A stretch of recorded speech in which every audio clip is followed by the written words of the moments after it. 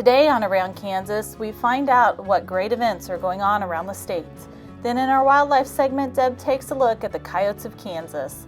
Then on the front porch, it's all about the Greeley County jackrabbits and the historical tie this mascot has to western Kansas. Next, Ron Wilson entertains us with another poem, and we end with a look at the first African American soldiers here in Kansas from our friend Michelle Martin. Closed captioning brought to you by Ag Promo Source. Together we grow. Learn more at agpromosource.com.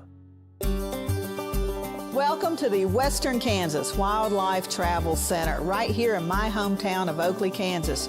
We're the front door of Western Kansas, located on three main highways, I-70, US 83, and US 40. And all those roads lead to history, beautiful scenery, and adventure, no matter which direction you go. We now have an IHOP.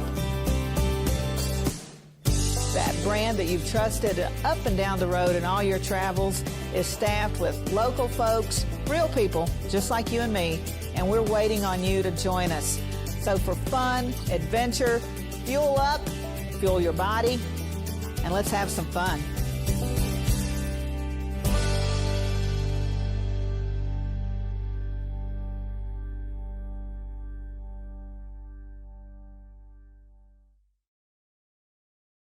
This segment brought to you by Kansas Regenerative Medicine Center. Your stem cells, your health, your life. Good Wednesday morning. I'm Deb Goodrich. Welcome to Around Kansas. I've been pretty busy. I'm sure you have as well. I was in Philadelphia for a week on business and pleasure. It was a wonderful time with dear friends, and I'm going to share some segments with you in the coming weeks that feature some of the adventures I had while I was there. I also had several presentations actually for Kansas Day. I spoke at the Mitchell County Historical Society in Beloit, and what a treat that was. Kyle and his staff and volunteers and friends and board members were just absolutely wonderful. I was so excited to meet Gail. Actually, I think Gail and I had met before. Gail Pearson and Fred Smith, who along with Kenshu Shimada and our own Mike Everhart discovered a new shark in Kansas 91 million years ago. The shark that they discovered swam the inland sea, and they actually made this discovery about a decade ago, but it took a long time for all the scientific investigation, I guess you would say, and verification that it takes to declare it is actually a new species. So hats off to them, and we will feature that incredible find in some future segments as well. Well, a week from today, excuse me, will be, yes, I have something for every occasion. This is Lincoln, the Federalist wine featuring Lincoln. I love this. I just actually love this. All right, so a week from today will be the 16th President's birthday and the 30th annual Lincoln Days in Lincoln, Kansas. They would love to have you come join them. On Wednesday, February 12th, there will be a formal dinner in the evening at the Marshall Yoy House there in Lincoln, and I hope to be there. I really, really want to make this. Our friend Marla Matkin has created a murder mystery for the evening, and she's creating one for us at Wallace for our March 14th Captain Keogh's Emerald Banquet as well. So Marla's all busy with murder mysteries right now, and it's going to be so much fun to celebrate Lincoln's history, Lincoln, Kansas history. They have several other events scheduled. I think on Saturday after there will be the screening of the film Lincoln at the theater there and a meal afterwards. And on Monday there will be, that's President's Day, there will be a family day at the museum in Lincoln. So lots of stuff going on. And I'm going to ask Heather if she will share the phone number on screen for you for Village Lines, and that is the shop operated by Marilyn Helmer, who has been organizing Lincoln Days all these years with a lot of help from her friends. So by all means, take advantage of that. You know, these communities work so hard on these events. So please support them as much as you can and have a good time in the process and a great meal. So lots of great stuff coming up, and I also wanted to take just a moment to thank our sponsors. Nothing happens without them. And they're not only our sponsors, they're our friends and neighbors. And so we invite you to support them as well. And if you would like to be a sponsor, just send me a message.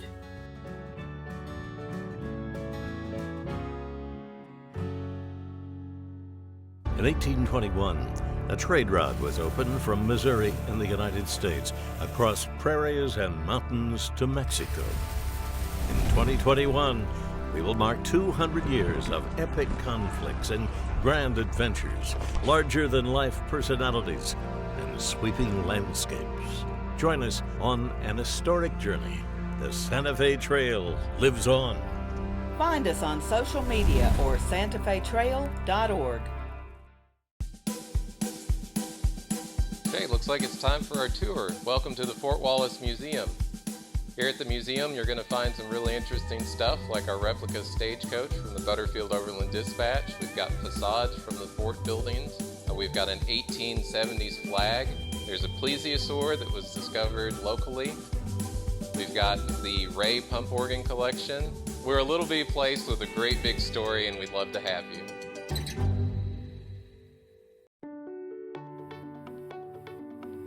My name's Karen Cope, and I have multiple sclerosis.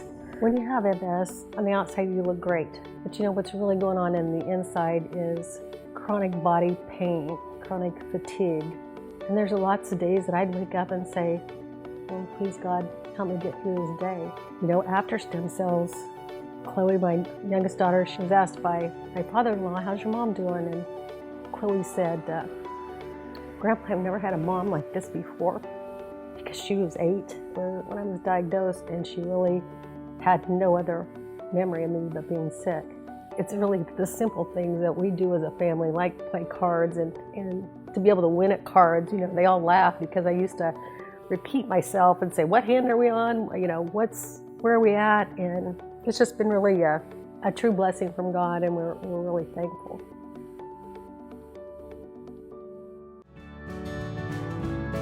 This segment brought to you by the Western Kansas Wildlife Travel Center in Oakley. Well, some wildlife is more popular than others, and the next wildlife segment about coyotes might feature a pretty unpopular critter. He is quite the nuisance, and laws applying to him are a little different from other animals. So let's take a look at what the Kansas Department of Wildlife, Parks, and Tourism has to say about the trickster beast. Coyotes are not legally classified as fur bearers in Kansas, but in many ways they are monitored and managed as if they were. Coyotes are actually considered non-game as a result of historic attitudes and the potential for conflict with the livestock industry. Thus, they are not afforded the protection of a harvest season like our fur bearers. Yet, somehow they thrive. Their cunning and adaptability are legendary. It is difficult to conceive a more resilient animal.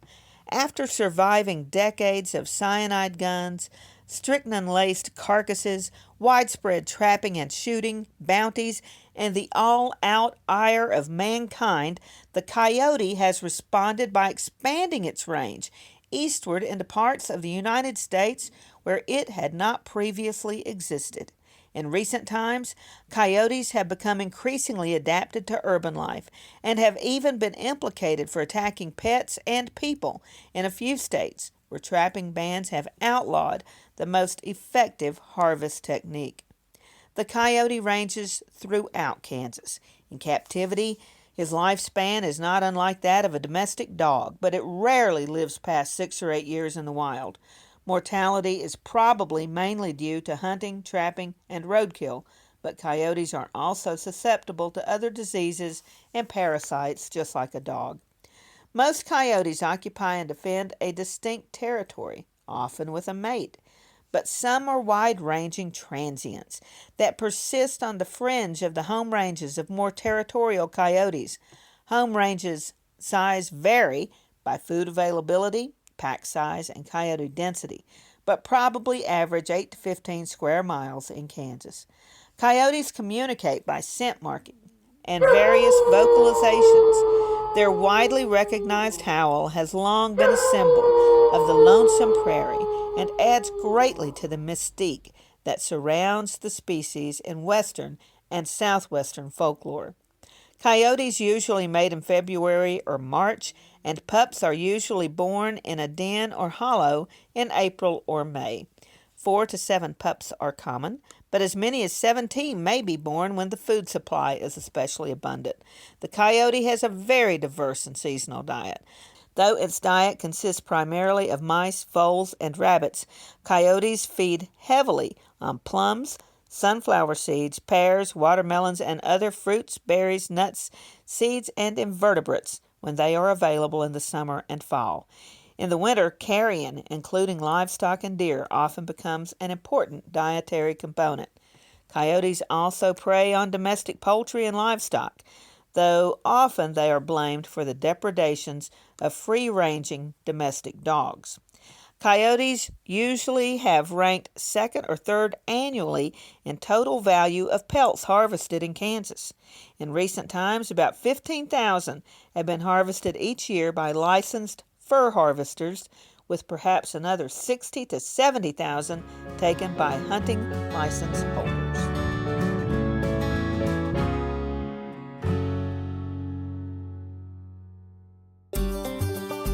Welcome to the Western Kansas Wildlife Travel Center, right here in my hometown of Oakley, Kansas. We're the front door of Western Kansas, located on 3 main highways, I-70, US 83, and US 40. And all those roads lead to history, beautiful scenery, and adventure, no matter which direction you go. We now have an IHOP. That brand that you've trusted up and down the road in all your travels is staffed with local folks, real people, just like you and me, and we're waiting on you to join us. So for fun, adventure, fuel up, fuel your body, and let's have some fun.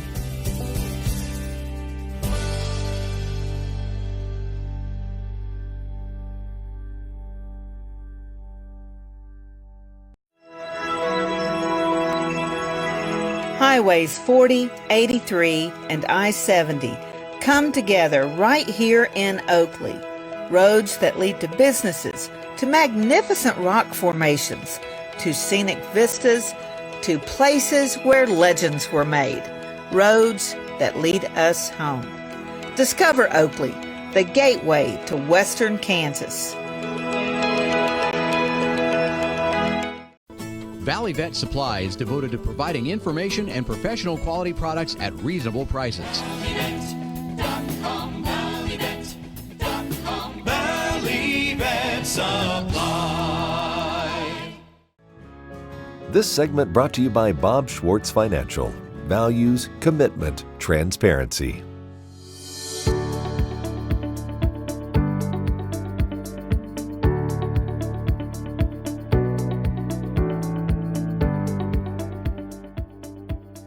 Hi, Rocky Downing.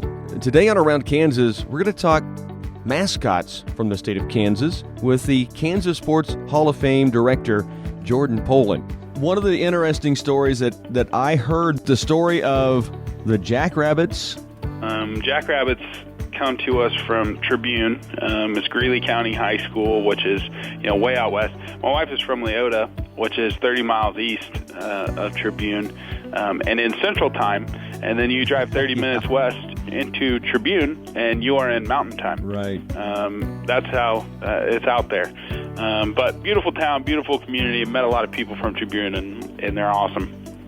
But I built this into the program because as I was looking through the mascots, only school in the state to have this mascot, and I thought that was really, really kind of cool. And of course, me as a Kansas historian, I kind of knew the backstory, so I was trying to figure out a way to build this in.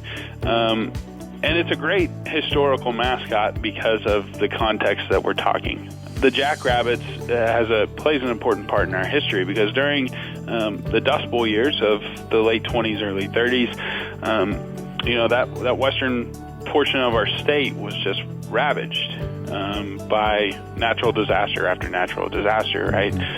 First it was drought, then it was wind, and so these farmers are struggling to make it work, and some are moving to California, like the grapes of wrath, type thing. Others, were able to make it happen. Their crops, might have survived. And in the early 30s, here comes this plague of jackrabbits that sweeps in. And we're talking millions upon millions of jackrabbits. And I would have to pull out my stats. I don't have them right in front of me, but I think there was 1 year that there was literally over several million jackrabbits were eliminated in these western Kansas counties. And what they would do is they would have jackrabbit drives, and so they would set up a pen, usually kind of near a rural schoolhouse. It would get everybody from the area, and they would kind of set up a perimeter, however many miles away from this pen, and then everybody would just kind of walk. Everybody would walk towards the pen and push these jackrabbits, towards the pen. And then once they got there, the jackrabbits might meet their ultimate fate. Some of them did, some of them didn't. Some were actually sold. We would cage them. We would sell them to other states who needed jackrabbits. Others were skinned and sent back east so that people on food lines in Detroit and Chicago, might have a rabbit in their pan that night, and that rabbit might be from Greeley County, Others, were locally sourced to farmers, and I read one account from the early 30s that a farmer said they were great feed for his chicken and hogs after these jackrabbits were kind of disposed of. But this is a survival story, right? This is a piece of our history that, during a very dark period of not only our nation's history, but our state's history, these were resourceful Kansans coming up with a solution to a problem that needed to be solved. And they were using this jackrabbit drive as that solution. So I think it's just an interesting story of our history, and especially in western Kansas, to have a school that has that for a mascot. People out there still say that they participated in a jackrabbit drive, when you go out there. So it's kind of a unique story that people my age might not know and understand. Well, and just trying to picture it. I remember when you were telling the story, and then as you tell it now, just picturing these people in this ravaged area trying to gather up these jackrabbits and take care of them. It's a wild thought in reality.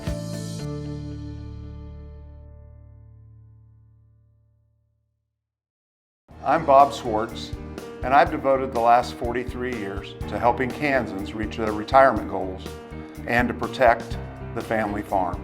At Bob Swartz Financial, we believe everyone should be able to live the retirement they've always dreamed of. Our team of professionals can help you create an efficient strategy using a variety of investment vehicles to help you address your financial needs and your concerns. Bob Swartz Financial values commitment and transparency. Sure Crop Fertilizers was started by my father, Don Sherman, and my mother, Shirley Sherman. Family business that started in the 80s. We predominantly focus on plant nutrients and what we can do to give growers better responses with the fertilizer dollars that they do, and what we can do to make those things work better for the grower. We're based out of Seneca, Kansas. We work with growers in their soil analysis to figure out what they need, and then we can put those in a blend that gives them the best results, and so that we can deliver that direct to their farm so that they have those nutrients where they need them, when they need them, and so that they can apply them in a manner that's very efficient to them and works well on their planting systems and what they're doing. Sure Crop Fertilizers has been around for a long time. We always say we're big enough to take care of everything you need, but yet we're small enough to do it quickly. You can get a hold of us at 1-800-635-4743. Our website is surecropfertilizers.com, and you can always email me at Corey@surecropfertilizers.com, and with any questions you have, we'll be glad to answer it and work with you. This segment brought to you by Santa Fe Trail Meats in Overbrook. Let us help feed your family. This poem is the true story of a very simple encounter I had one day while riding horseback. It made me think about our pioneer ancestors and the things that we find that might have reminded us about what has gone on before. The poem is entitled, Finding a Fence Post. I was riding through the hills one breezy late fall day, counting cattle and enjoying the ride along the way. I was in the middle of a pasture, quite large, I just might boast, when I came across a single, solitary old hedge fence post. It was clearly not a tree, but a post that had been placed, yet there was no other sign of human presence in this space. I reined my horse up to a stop as I paused to look around and pondered the meaning of this solitary post that I had found. How did this come to get here? I sat my horse and mused. Had it been a snubbing post that some old cowpuncher used? Was it the last remaining vestige of some old long-abandoned fence? If so, there was no wire or any sign or evidence. Had it been part of a homestead at some old settler's place? If so, what had happened that it disappeared without a trace? Had it been placed as a marker by some exploring pioneer, or a lodgepole for an Indian who might have camped right here? An old fence seemed the most likely case, I settled on, but why was this post still standing when everything else was gone? The distant sun was setting, so I must get on with my task, and I'll never know the answers to the questions that I ask. Reluctantly, I reined my horse and gig him to a walk, and ride away thinking, if only that old post could talk. Happy trails.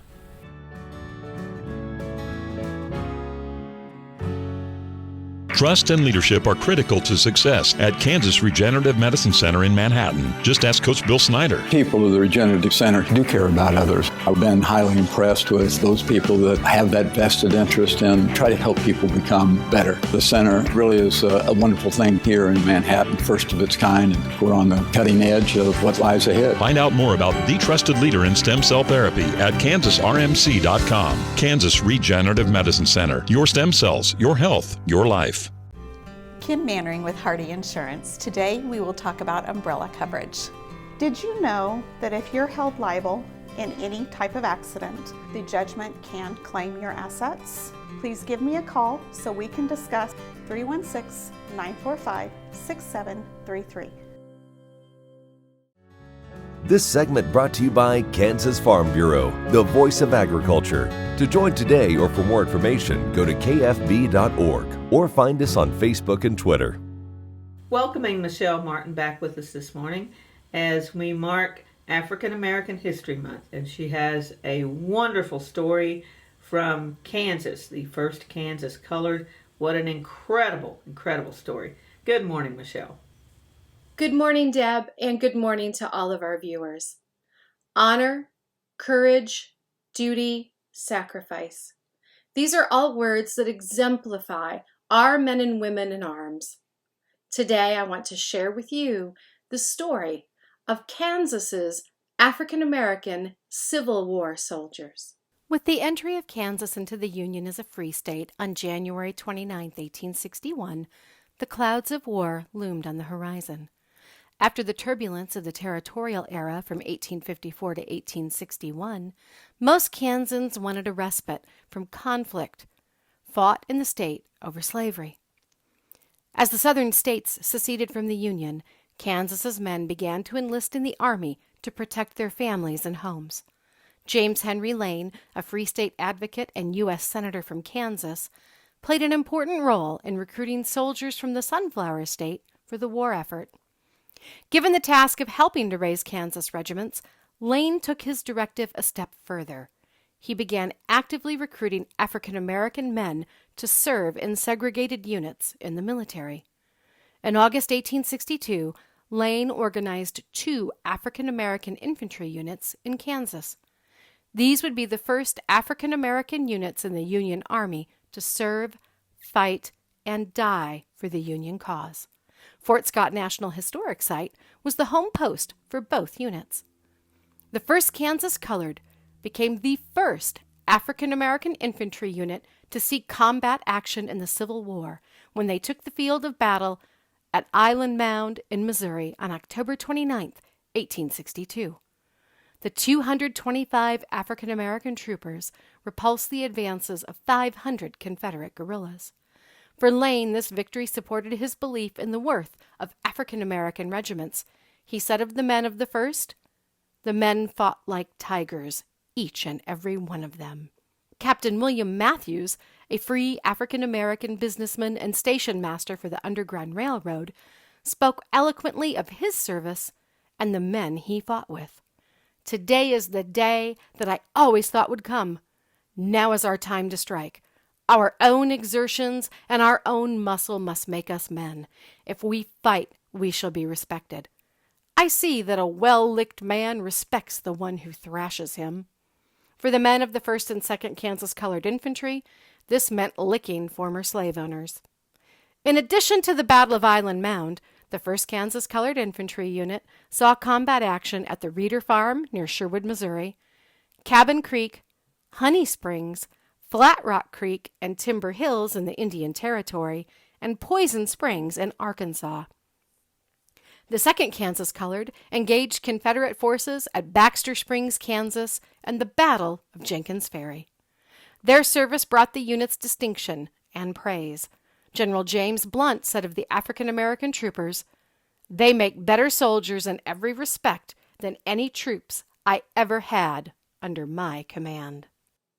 Today, you can retrace the steps of the gallant men of the 1st and 2nd Kansas Colored Infantry. You can visit Fort Scott National Historic Site, Fort Scott National Cemetery, the Battle of Island Mound State Park in Missouri, and the Battle at Honey Springs in Oklahoma to learn more about these gallant warriors. I hope you'll join me next week for another historical adventure somewhere around Kansas. I love sharing Wednesdays with y'all. Thanks for joining me, and I'll be seeing you somewhere around Kansas. Closed captioning brought to you by Ag Promo Source. Together we grow. Learn more at agpromosource.com.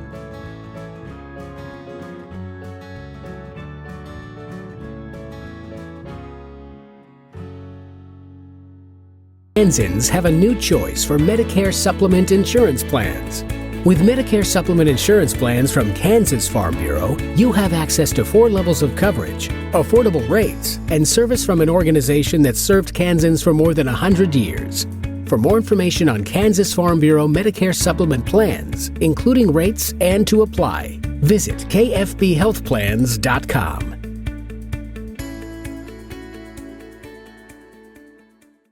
Kim Mannering with Hardy Insurance. Today we will talk about employee safety and work comp coverage. On your farm, do you ask your friends to come help? Are they considered employees or neighbors helping neighbors? Did you know that you can be held responsible just as if it's a work comp accident? Give me a call, we can discuss. 316-945-6733. Valley Vet Supply is devoted to providing information and professional quality products at reasonable prices.